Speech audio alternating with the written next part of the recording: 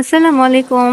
আজকে আমি যে রেসিপিটা রান্না করব, সেই রেসিপিটা খুব কম মানুষই পাওয়া যাবে যার পছন্দ না। সবার পছন্দের ভুড়ি ভুনা।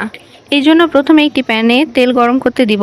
তেলের মধ্যে 2টা দারুচিনি আর 3টা এলাচ, 2টা তেজপাতা মাঝখানে কেটে দিয়ে দিলাম। তেলের মধ্যে মশলাগুলো নেড়ে মশলা থেকে একটা সুন্দর গন্ধ বের হইতে লাগলে এর মধ্যে 1 চা চামচ জিরা, একটু বেশি পরিমাণের রসুন কোয়া। ভুড়ি ভুনাতে রসুনের কোয়া এভাবে দিলে স্বাদ আরও বেড়ে যায়। দিয়ে দিব পরিমাণ মতো পেঁয়াজ কুচি। সবগুলো আবার একটু নেড়ে ব্রাউন কালার করে নিব। ব্রাউন কালার হয়ে এলে এর মধ্যে 1 চা চামচ হলুদ গুঁড়া, 1 চা চামচ মরিচ গুঁড়া, আমি আমার পরিমাণ মতো লবণ নিয়েছি, 1.5 চা চামচ আদা বাটা, 1.5 চা চামচ রসুন বাটা। গরুর ভুড়ি ভুনায় আদা রসুন বাটা একটু বেশি করে দিতে হবে। অল্প পরিমাণ পানি দিয়ে সবগুলো মশলা মিশিয়ে 2 মিনিট ঢাকনা দিয়ে ঢেকে মশলাগুলো কষিয়ে নিব।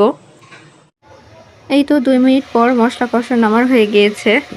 কষানো মশলার মধ্যে টুকরো করা গরুর ভুড়িগুলো দিয়ে দিব। ভুড়িগুলো মশলার সঙ্গে ভালো করে নেড়ে কিছুক্ষণ মিশিয়ে নিব। ভুড়িতে এক্সট্রা করে কোনো পানি অ্যাড করব না। ভুড়ি থেকে যে তেল আর পানি বেরোবে তা দিয়ে ভালো করে কষিয়ে নিব। মিডিয়াম ফ্লেমে ঢাকনা লাগিয়ে কিছুক্ষণ ভুড়ি কষিয়ে নিব। ভুড়ি কষানো শেষ আমার।